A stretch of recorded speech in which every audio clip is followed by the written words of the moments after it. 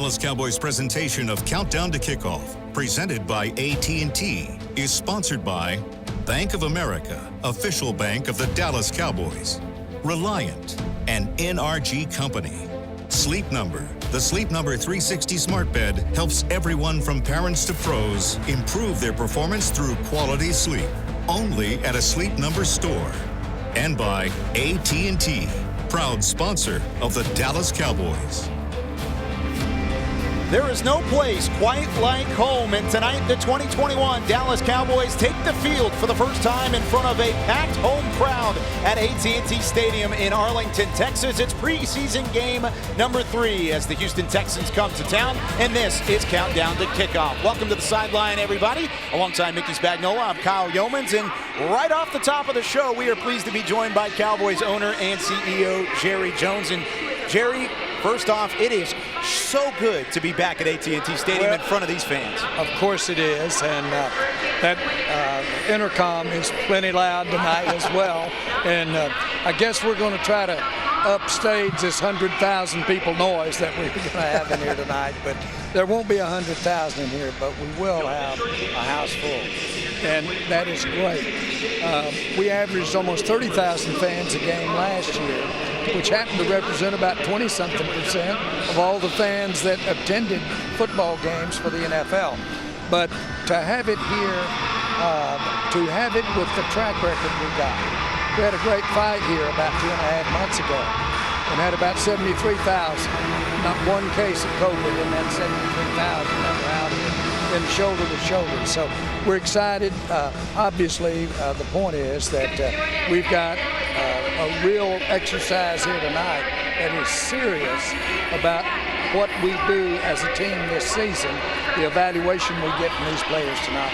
So one of the questions I think everybody's looking forward to being answered is Dak Prescott. We got a chance to watch him throw about a half hour worth, probably threw 30, 40 passes.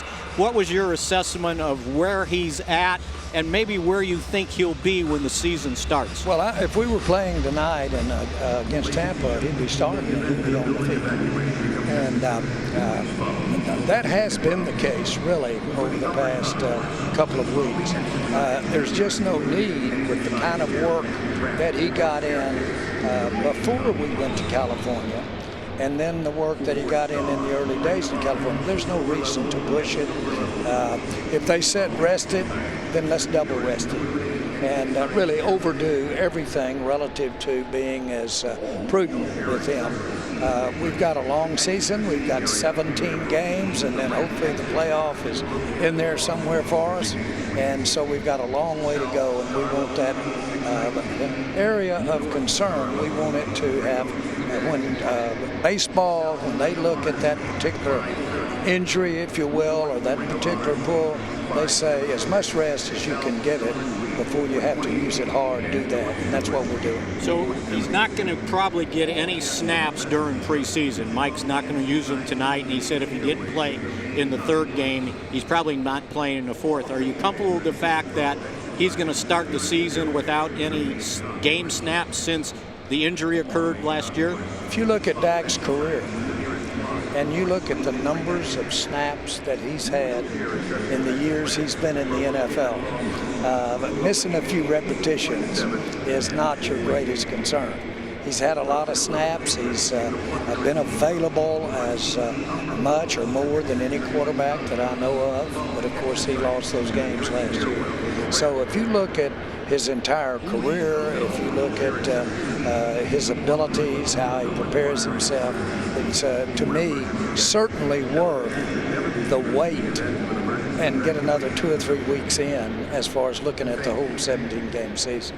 You mentioned the importance of the snaps for guys like Dak Prescott, but what about the rest of the roster? Of course, this being the quote-unquote dress rehearsal game, you're going to see a lot of time for these starters. How important are those snaps for the rest of the starters? Well, you'll see every starter out here that's available health-wise. It's not actually on the injured list, but you'll see everyone but Dak and Zeke tonight.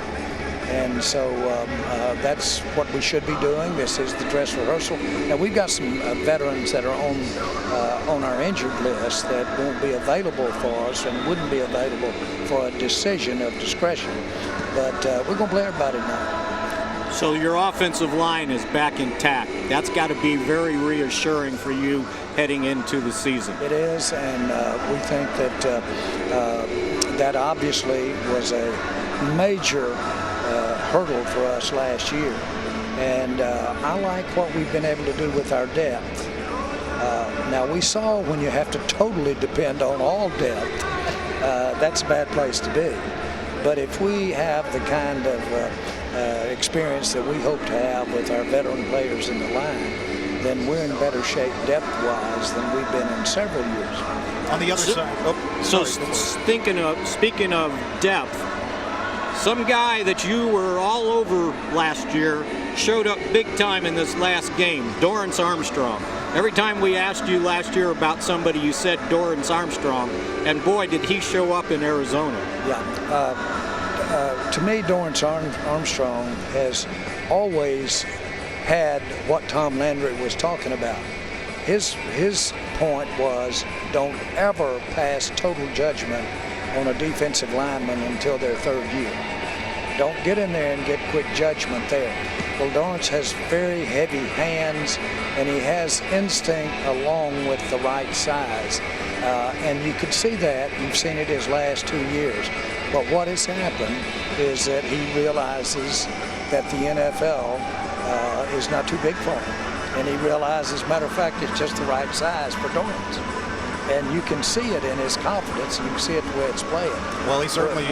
We are really, if we have the kind of thing happen to us this year that we want from Lawrence, we want from Gregory, boy, he puts us in good stead. Armstrong does. He certainly showed that confidence against Arizona with a couple of snaps. We're going to hear from Dorrance Armstrong coming up later in the show. But, Jerry, thank you so much for taking some time out of your busy day in front of the fans to talk with us for a little bit. We should have done this without even having a ball game and been out here about once a week. Absolutely. That sounds great to me. That sounds great to me. The great Jerry Jones joining us here on Countdown to Kickoff. When we come back, are the Cowboys going to see their first look at Malik Hooker when we come back right after this?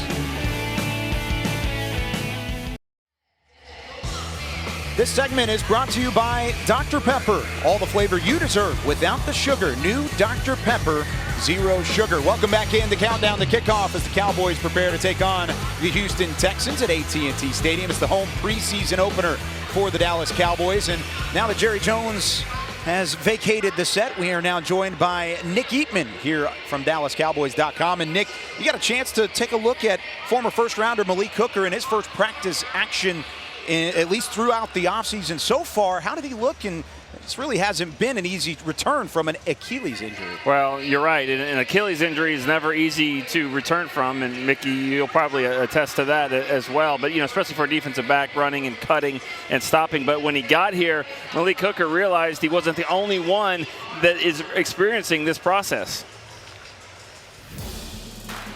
Without a team in the offseason, rehabbing an Achilles injury from last year, signed with the Cowboys to help shore up the safety position? Yeah, sounds a lot like DeMonte Kazee's route to Dallas, but it's also the same path that led Malik Hooker to the Cowboys, and he couldn't be happier to be here.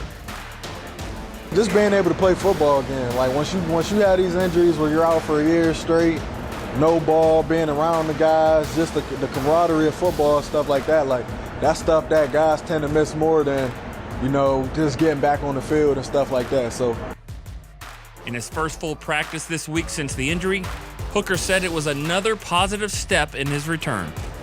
That was my first time on turf since the injury happened. So, first time on turf, and like I said, stuff like that. I felt like what I felt before the injury. And he's already showing glimpses of what made him a first-round pick in 2017, getting an interception by the goal line. This is my first one. It's like, because I had told one of the guys when I had first got it, it's like, once you ain't seen the ball that long and it ain't touched you, now it's like it always finds its way back home.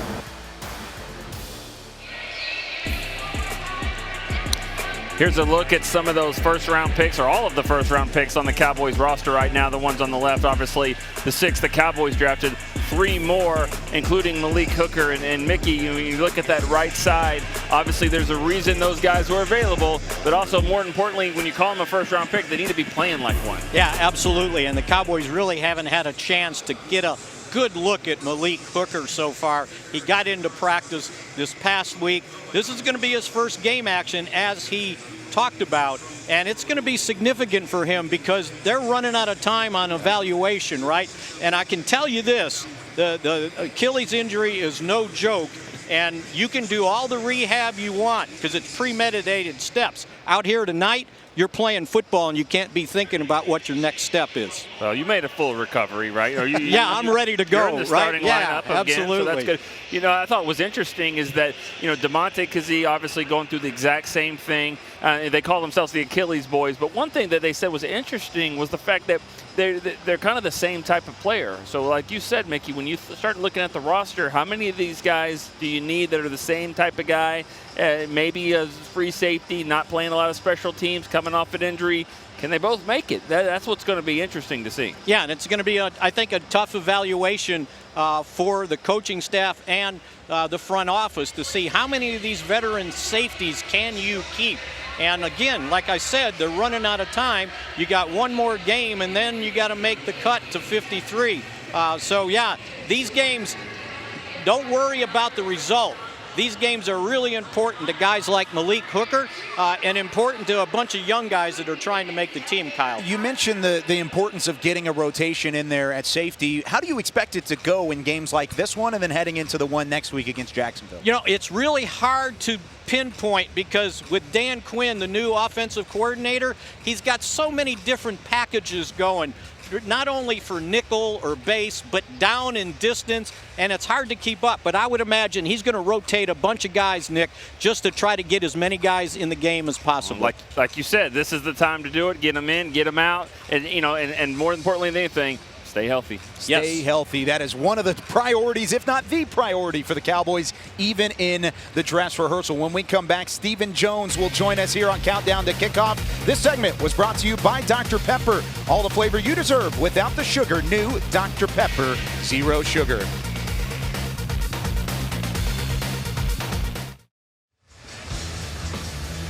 Papa John's, better ingredients, better pizza. Papa John's. Countdown to Kickoff rolls on here from the sidelines at AT&T Stadium, where we are now joined by Cowboys Chief Operating Officer Stephen Jones for the second week in a row. And Stephen, I'll kind of jump things off like we did with your father just a couple moments ago, but it is sure nice to be back in front of a full crowd. This is going to be the biggest crowd that the Cowboys have played in front of at home since the last game of 2019, correct? Absolutely, and it's just fantastic to feel this energy with the crowd here. You know, last year was just surreal. It's hard to play this game without fans. I mean, you want the energy, the players feel the energy, and it's just, you know, just makes me smile to look around this stadium and see it filling in and have a good group out here. I know it'll motivate our players. We had a great crowd in Canton. I think we had close to 30,000 there, and of course, a couple of months ago we had a big fight here that we had almost 80,000 people here. So it's getting back to normal, which is a good thing. Getting back to normal puts a smile on your face. I'm guessing watching Dak throw for about a half hour. Even bigger smile. Bigger smile, right? What was your impression of where he's at right now and what you got to see tonight? Well, I think our guys have done a great job of managing Dak, and he feels great. He got a great workout in. There's been zero setbacks every time they amp him up a little more. I think we're doing this thing the right way. I think he's going to peak at the right time, which is the Bucks. And I just feel good that he's out there throwing that ball around. I saw Zeke smiling. I saw his receivers smiling. It's just great to see him out there working. And speaking of Zeke, I know you had the discussion. We saw it on Hard Knocks with Mike McCarthy about Zeke not getting any snaps in the preseason. Are you okay with Dak not getting any snaps? Absolutely. I mean, these guys are pros. They know how this game works. They don't need the snaps at the end of the day. So I'm very, very, very positive about what they're going to do when we kick off against Tampa, and don't feel like them not having snaps in the preseason is going to hurt one thing. So with no Dak Prescott, you're going to get a couple extra games of looking at the quarterback position behind him and evaluating how important is tonight, especially with most of your starting offense out there, to take a look at guys that like Garrett Gilbert and Cooper Rush. Well, it's a big night for Garrett. He's got the whole set out there other than Zeke.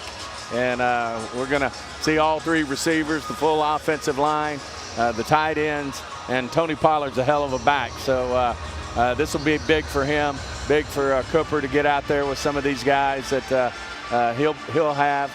And then, of course, DiNucci will get his time as well. So this is a big night for our quarterbacks. And hopefully they'll get out there and move the team, and we'll score some points for the home crowd here. So with the exception of DeMarcus Lawrence, the defense is basically intact tonight. And it's been no secret that that's been the goal this year, #1 priority. Defense has got to improve. What have you seen so far, and what do you want to see tonight? The biggest thing I see is the energy and the communication and getting a feeling that our guys know what they're supposed to be doing. And they're playing fast, and I think you'll see that tonight. As you said, we're going to have everybody out there that we're going to have against Tampa other than DeMarcus Lawrence. Randy's all fired up and ready to go play. We've got a great linebacking core. Going to move these DBs in and out and see how they do, the young corners. And, of course, Diggs and AB are doing a great job out there as well. And then I'm excited to see Hooker out there, too. He's going to get some real snaps tonight, and hopefully he'll get out there and make some plays as well. How much does Dan Quinn influence all this stuff that you were talking about, the defense playing better, the energy, coming in as the new defensive coordinator? Yeah, well, he's the coordinator, and the buck stops there on the defense. I mean, I think Mike McCarthy would tell you that as well. I mean, he's got the leadership, he's got the energy, and the other thing he understands is it's hard to stop people in the NFL, and you have to be multiple. I've been real impressed with how multiple we are in the lineups that we use. I mean, you'll see 3 down linemen and an odd front, and then Mike and Randy coming off the edges. So we're going to do a lot of things with these linebackers that we have, and I think it'll really lend to success for the Cowboys. You mentioned the defensive backs a couple moments ago, and you've still got a couple more weeks until you have to get down to the 53-man roster. But is that where the toughest decisions are going to lie whenever it does come to that time? Well, I think it's across the roster. I mean, there's some great competition out there. Great competition with depth in our offensive line. The receiver group, as you well know, after the first 3, there's some real competition there. Now, Sed and Noah are pretty much cemented, but, after that, you got Fehoko, who's really starting to come on. He's ramping up right now. So that receiver group has competition. Certainly that young defensive line group, there's numbers there. And there'll be a fight for those roster spots as well. So it's going to be a competitive situation these next 8-9 days before we cut down to our 53, but it's exciting to see it unfold. So you were talking about the depth on the offensive line. You've got competition going for that backup swing tackle position. How do you see that right now and maybe playing out? Well, right now you got Nasecki and Steele there. Obviously, Nasecki has experience. He's been in the league a long time, and certainly he's experienced, but Steele just keeps getting better. He got a lot of snaps last year, as we all know, with our injury situation, and he had a great offseason, and he's playing well as well. So, and then Ball certainly is a guy. It's been difficult in the fact that we hadn't been able to see him play. It's part of our game, but he'll be making his way back to practice here soon, and certainly he'll play a role too. That's why we drafted him where we drafted him, and he'll play into that mix as well. Plenty of big-time decisions on the docket for Stephen Jones. Thanks again for joining us on Countdown to Kickoff. Great being on, guys. There we go. Stephen Jones, Cowboys Chief Operating Officer. When we come back, who steps up without Neville Gallimore in the fold? Our players to watch, presented by American Airlines, is coming up right after the break. My get off, my awareness, my hands, just more aware of being a better player, student of the game. It's just all making sense now. Grab your Drew Pearson Miller Lite cans for a limited time in stores today. Miller Lite, the only beer of the Dallas Cowboys. Just heard from Dorrance Armstrong, who had 2 sacks last week in preseason game number 2 out in Arizona, and he makes the return back to AT&T Stadium along with the rest of the Dallas Cowboys after an important training camp and preseason for him so far. Back rejoined by Nick Eatman and Mickey Spagnola here of DallasCowboys.com. And as we roll on into this preseason, Nick, I'll start with you on this. What is the ceiling for a guy like Dorrance Armstrong, who has shown flashes in the past, but really it's a lot about his consistency? Well, I think the ceiling for him is to do what he's done in training camp and the preseason games and do it when it matters the most in the regular season. We see it all the time, Mick. You've seen a lot of these guys that come through and they're showing, you know, some really great things. You don't know what the competition's like and all that, and then you kind of wonder, hey, when the lights really come on, are you going to be able to do it? So everything he's done so far looks great. He's got to do it when Tampa Bay comes. Let's see it again tonight. You know, as Nick was saying, we've seen guys be all Oxnard. We've seen guys be all Austin, right? Wait. Keep going. Keep going. Wichita Falls. Okay, thank you. Yes, absolutely. San Antonio. and then the lights come on and they fade. Well, as you heard earlier, Jerry Jones talking about Dorrance Armstrong. He was all over him last year, and he saw in that Arizona game, I think, what he was expecting. 5 tackles, 2 sacks, 2 tackles for losses, 2 quarterback hurries, and a fumble force that he almost, or a pass batted, that he almost caught himself. So, Kyle, yeah, this guy would be a nice rotation and should get a lot of snaps since DeMarcus Lawrence is not playing tonight. He should be out there with Randy Gregory. It'll be interesting to see just how much he does rotate in with some of those starters. Now, to his right, there's some question marks around the defensive tackle spot, and that brings us to our players to watch, presented by American Airlines. American Airlines, the official airline of the Dallas Cowboys. And Nick, I know you have your eye on, well, actually both of you guys have your eyes on some defensive tackle rookies that need to make an impact tonight. Yeah, for sure. And I think that since they drafted Quinton Bohanna, you know, from the 6th round pick as you see in Osio Odigizua, but for me, Quinton Bohanna is a guy that I'm looking at just because he's a guy that sits right in the middle of it. They were thinking he was going to be, you know, the 350-pound guy from Kentucky. Well, he's actually slimmed down to a svelte 328, 330, and he can move him around a little bit. He's not just right over the ball. And I thought he had a game-winning play in Arizona the other day. They called it back from a penalty, but he got up the field with a nice sack. You know, interesting what Dan Quinn, when he was talking about filling in for Neville Gallimore, you know, the first guy that's been out there is number 75 there, Oso Digizua.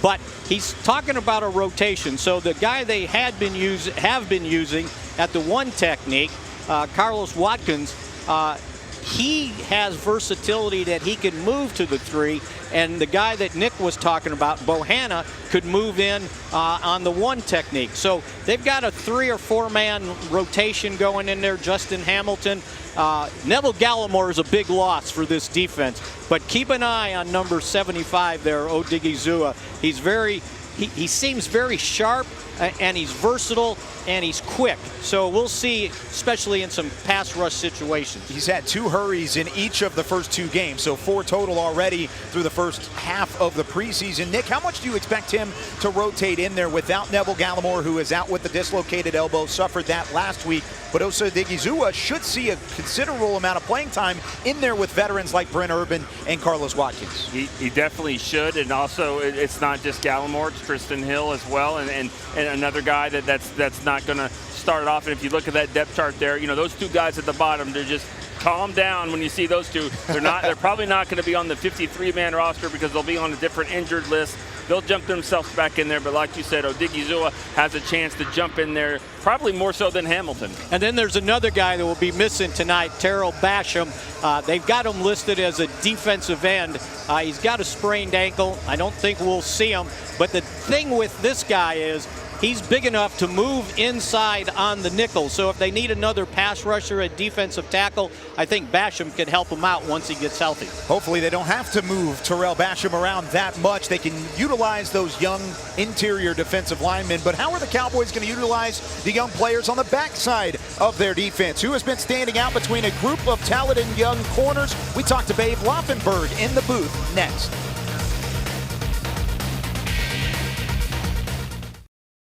You know, getting these reps in build chemistry with your team and stuff in an environment as such. It's been real good. I enjoyed it, being able to come out here with these guys every day, build more and more. I look at these guys like my brothers, so, it's been fun. We get to come out here and, really build team chemistry and get on the same page. This segment is brought to you by Ashley Home Store, the official furniture store of the Dallas Cowboys. Just heard a little bit from Trayvon Diggs, who has high expectations upon him heading into year number 2 in a Dallas Cowboys uniform and of his NFL career. We got a chance to hear from Trayvon Diggs. How about we hear from the booth as Babe Laufenberg, a third of our TV crew tonight, joins us. And Babe, first off, looking fantastic as always. And you're hoping these corners, especially the young ones, looking fantastic on the field tonight, right? Yeah, we just heard from Trayvon Diggs, and I don't want to call it a miracle last year, but when you consider the fact that this kid came in, no OTAs, no mini camps, no preseason games, and as a day one starter, as a second rounder, that's pretty impressive. And I really felt like he got better each game as the season progressed. Now he does have an offseason under his belt. He's got a training camp under his belt, and I expect big things from Trayvon Diggs this year. And I think the other thing, guys, that benefited him, remember, he came from Alabama, and Nick Saban personally coaches those DBs at Alabama, so he was probably as prepared as any rookie could be coming into last season without the benefit of that mini camp and preseason. Well, baby, after the draft, everyone calls themselves an expert, and it seems like there was no pick that was scrutinized more than the pick for Nahshon Wright, third round from Oregon State. What have you seen from him, and what have you liked about what he's been able to do in his transition? I'll be the first one to tell you, Nick, I am not a draft expert, but I do look at him once they get here, and to me, he has been extremely impressive. And as you mentioned, I think the general consensus was he was going to be a 5th to 7th rounder, maybe a 4th rounder. Cowboys took him with their 3rd pick in the 3rd round, but he's been all that and more. I have been extremely impressed, not only with his pass coverage skills, but he's played the run very well. I think they couldn't be happier with the guy they got. And to me, you look at it and did they overdraft him a round or two? In a lot of people's eyes, yes. But if that's the guy you like, go up there and get him. That's exactly what the Cowboys did, and I have to believe they're pretty happy they did that. Babe, for a lot of young guys, corners coming into the league, the transition is pretty tough from college to the NFL. Kelvin Joseph's gotten off to a slow start, and it kind of reminds me of 1992 when the Cowboys drafted Kevin Smith in the 1st round. He didn't start his first game until game 11. He was a backup, and so I think they still need to work with Joseph. He has some speed, but we need to see more from him. Yeah, and you mentioned Kevin Smith. Turned out, obviously, to be a great corner. I'm going to just tell you, nobody covered Jerry Rice better than Kevin Smith, and I hope Kevin Smith is watching it. I believe that with all my heart. But, yeah, you look at Kelvin Joseph now. Here's a kid. He had 9 college starts. 9. So he is very inexperienced there. I will say that Nahshon Wright has outplayed him, the 3rd rounder over the 2nd rounder here through training camp. Remains to be seen where that career takes him. Obviously, it's all in front of him. But yeah, Kelvin Joseph has, I would say, has not been having a great camp so far. That can all change tonight. Still a lot of growth to be had for this Cowboys roster, especially in the secondary. Babe, thanks so much. Good luck on the broadcast tonight. All right, thank you, Kyle. This segment was brought to you by Ashley Home Store, the official furniture store of the Dallas Cowboys. When we come back, Mickey catches up with Coach Mike McCarthy when we continue on Countdown to Kickoff.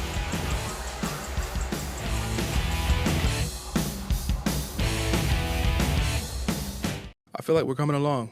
It's definitely been a process, but we take it day by day and attack each one. And so far, it's going well. We're starting to get a feel for everything, get a feel for the defense, the scheme. We call it system expertise, and we're working on it, and we're building on that. The physicality and the finish, I mean, that's part of what we do and what we believe. So I think we're in a good space right now. Papa John's, better ingredients, better pizza. Papa John's, just heard from Keona Neal, who forced a fumble in the opening drive of last week's game against Arizona with 2 weeks left in the preseason. He's one of many looking to expand upon their roles. Tough decisions lie ahead for the coaching staff, including Mike McCarthy, who Mickey got a chance to catch up with earlier this week. Thanks, Kyle. 3rd preseason game. Mike, doesn't look like Dak's going to play, but what have you seen from him so far that convinces you without maybe a preseason snap that he'll be ready to go, not only physically but mentally for the season opener? Mickey, I think you have to look at the whole picture. I mean, he's been going strong since April, so just really, training camp is really about tightening things up. Get the timing, particularly with the perimeter players in the passing game, getting the cadence, kinks worked out. I mean, you're always working on that.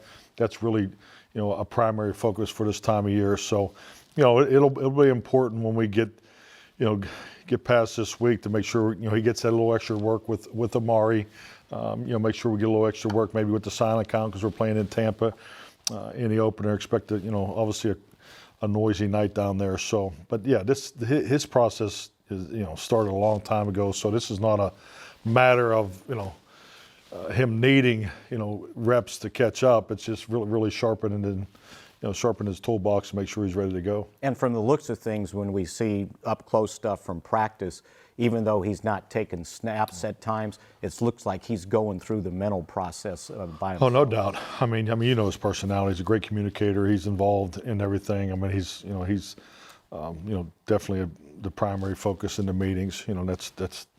That's the responsibility of the starter. So no, he's doing all the little things you need to do to get ready. So if this is kind of technically the dress rehearsal for Garrett Gilbert, will he get more? I think the most series he's had in the first 2 games was 3. Will he get maybe more than that? Well, we're looking to balance him and Cooper out. Let these guys go out there and compete, and so we'll see how that shakes out in the first half, and then we'll have Ben DiNucci there in the second half.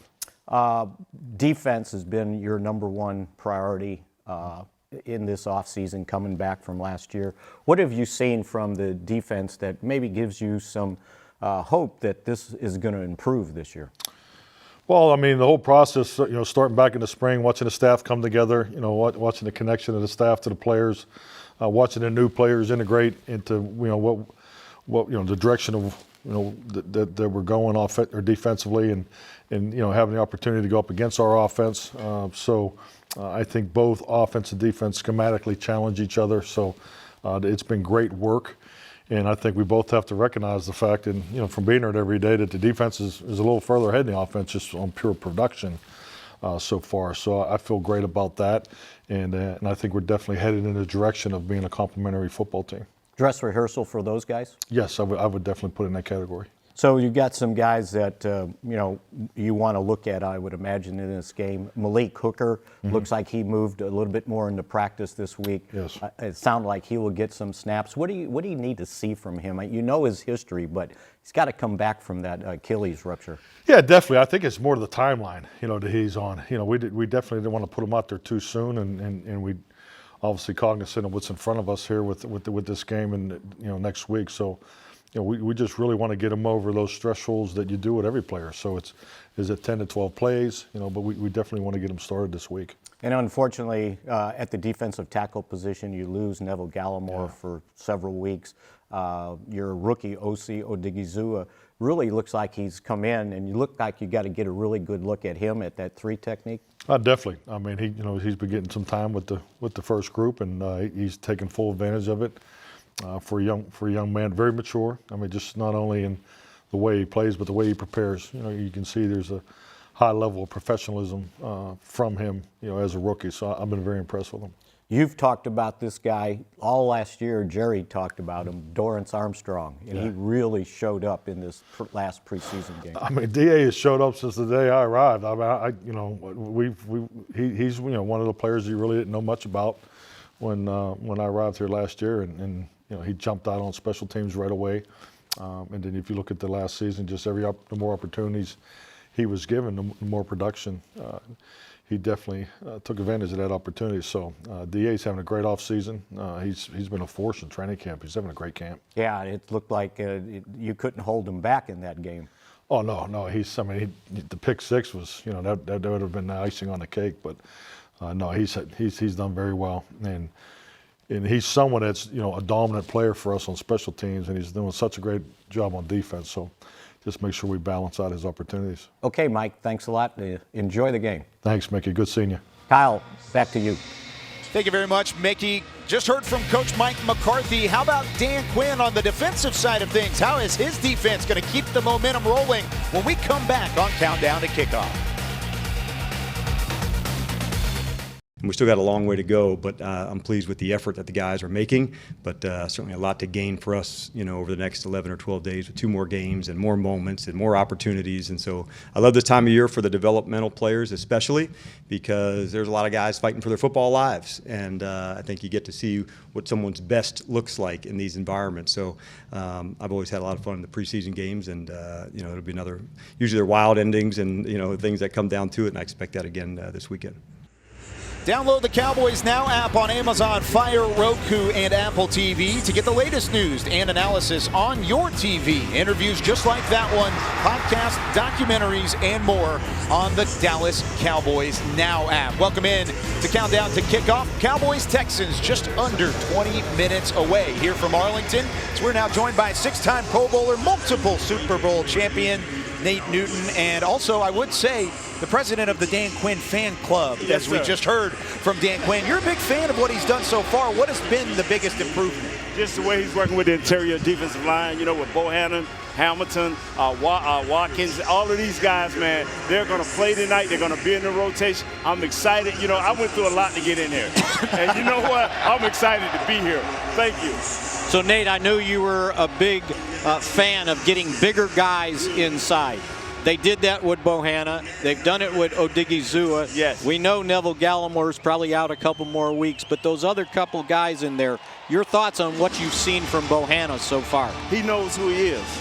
This cat knows who he is. He knows how to sit down and absorb bodies where the linebackers can come downhill and make plays. He knows who he is. Hamilton knows who he is. Watkins knows who they are. They know they are first and second down players, and they've been doing a great job in training camp, especially against the Rams. They showed to be stable in the middle. So Odigizua, the rookie, can he step in, you think?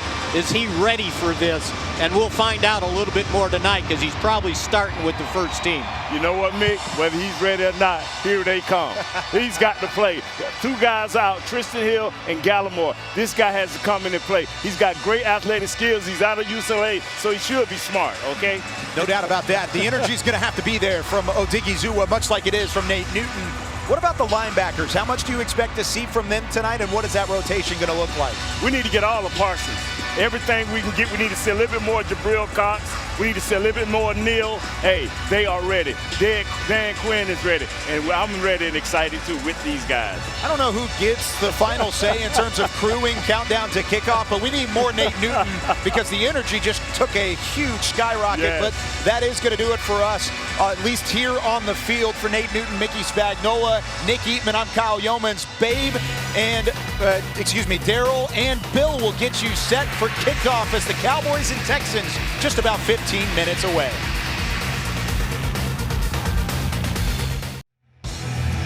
Countdown to Kickoff continues now. Final couple of minutes before the Cowboys kick off against the Houston Texans here at AT&T Stadium. Bill Jones here, joined by Daryl Moose Johnston, who is calling the game alongside Babe Laufenberg here in the broadcast booth. Welcome, Daryl. Thanks, Bill. It's always great to have Daryl for his annual appearance here for a Cowboys preseason game. The Cowboys have talked about the acquisitions in the offseason, so much on the defensive side of the ball, and a lot of people say Dan Quinn might be their biggest free agent acquisition. What do you think? Yeah, well, good to hear that Nate Newton is the president of the Dan Quinn fan club because that shows he knows a lot about football. I agree with everything that Nate just talked about. Dan does a great job of just kind of transforming his side of the ball. The energy that he's going to bring, the communication is going to be a lot cleaner. I think one of the really good things he did, and we'll get into this a little bit more during the course of the broadcast, is the players came to him and said, we need to get a lot more clarity on what our rules are. We got to eliminate that gray. And it was interesting, his perspective on how to do that. What that does is it allows everybody to stop thinking and play much faster. And I think if you look back at last season, what you saw from the Dallas defense, some people said that they weren't hustling. I think they were thinking too much. And that's been one of the things that Dan's tried to eliminate this season. And as far as additions, as far as personnel goes, Micah Parsons, of course, the first-round draft pick, Keanu Neal, that linebacker group there with Van Der Esch and Jalen Smith is very interesting right now. Could be very, very unique. And when you talk about Micah Parsons, that was one of the guys that Dan Quinn was really excited about. Now, on draft day, you go back to that, They wanted one of those corners, and nobody saw them going both before number 10. To drop back and get Micah Parsons, a guy that Dan Quinn calls maybe the best blitzer he's ever had on his roster, says a lot. So look for them to use Micah Parsons throughout that front, pressuring the quarterback from different areas. And then the competition back in the secondary is something to see this preseason too. And it makes everybody better. Everybody gets better with competition. I think the interesting thing will be the decision on who they go with opposite Trevon Diggs, is because you got Tom Brady week 1 at Tampa Bay. Do you want some of that experience? All right, kickoff is straight ahead. That's countdown to kickoff. It's the Cowboys and Texans next. The Dallas Cowboys presentation of Countdown to Kickoff, presented by AT&T, was sponsored by Bank of America, official bank of the Dallas Cowboys. 7-Eleven, 7-Eleven in Stripes, proud partners of the Dallas Cowboys. Choose VA. Veterans get the benefits you've earned. Visit choose.va.gov. And by AT&T, proud sponsor of the Dallas Cowboys.